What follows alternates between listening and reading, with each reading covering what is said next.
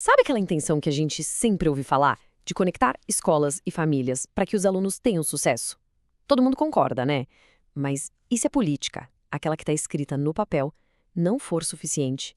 Nessa análise, a gente vai mergulhar em como transformar essa ideia em uma parceria de verdade que funciona no dia a dia.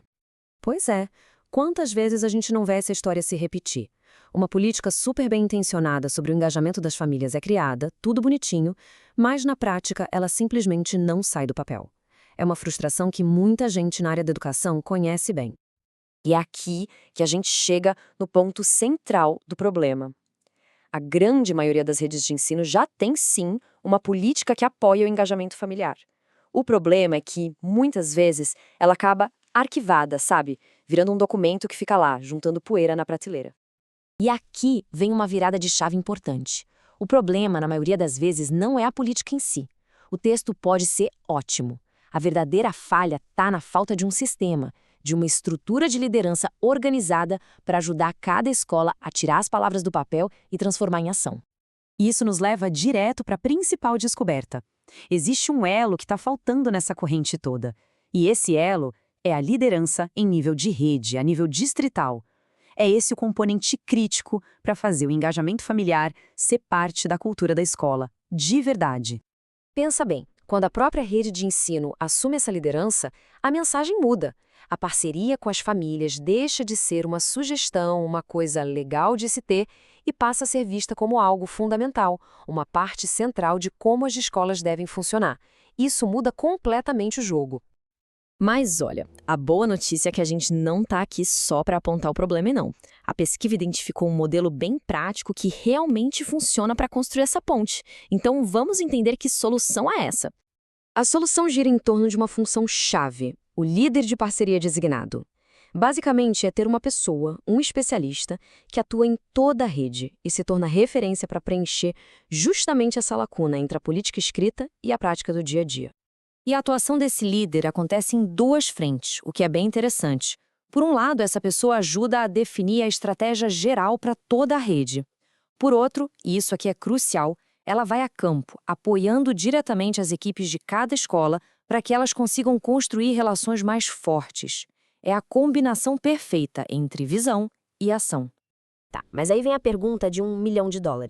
Essa ideia funciona mesmo na prática? Tem resultado? É aqui que os dados entram para dar uma resposta, sabe? E uma resposta bem clara. Então, a pergunta que não quer calar é essa. Existem provas de que esse modelo de liderança realmente funciona? A resposta, com base em muita análise de dados, é um sonoro sim, e a gente vai ver o porquê agora. Olha só que interessante esse contraste. De um lado, escolas que trabalham sozinhas, sem essa orientação da rede. Os esforços acabam sendo inconsistentes.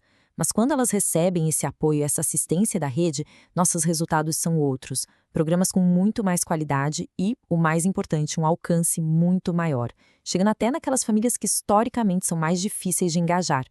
E o mais legal é o que isso cria. Um verdadeiro ecossistema de aprendizagem. Não é uma via de mão única, de cima para baixo. A rede aprende com as escolas aprendem com a rede e, talvez o mais poderoso de tudo, as escolas começam a aprender umas com as outras, compartilhando o que está dando certo. Ok, então o modelo funciona. Mas na prática, como é que se torna isso viável, especialmente em redes com dezenas de escolas? Vamos dar uma olhada nos números que a pesquisa encontrou para a gente. Bom, a pesquisa começou com calma, testando um cenário mais seguro, um facilitador para cada 8 escolas. Como já era de se esperar, foi super tranquilo de gerenciar e funcionou muito bem. A partir daí, o pessoal pensou, será que dá para esticar essa corda? Um facilitador consegue apoiar mais escolas sem perder a qualidade? Então, aumentaram a proporção para uma pessoa para cada 15 escolas.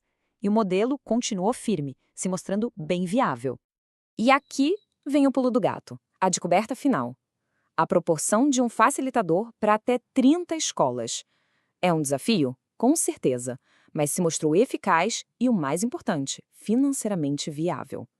Isso significa que uma rede pode implementar o programa sem precisar contratar um exército de gente. Então, quando a gente junta todas essas peças do quebra-cabeça, o objetivo final fica muito claro. É criar um sistema consistente em toda a rede de ensino. Um sistema onde a parceria é a regra e não a exceção. E o que isso significa na prática para a vida das famílias? Significa que elas podem esperar um apoio contínuo, ano após ano, conforme as crianças mudam de escola. Acaba aquela loteria, sabe? De uma escola ser ótima em parceria e a seguinte não fazer absolutamente nada. E assim que a gente amarra todas as pontas. Para essa consistência existir, toda escola precisa estar pronta, preparada para ser parceira. E essa prontidão, essa capacidade, não brota do nada. Ela exige uma liderança que seja sistêmica, intencional e que venha da gestão da rede.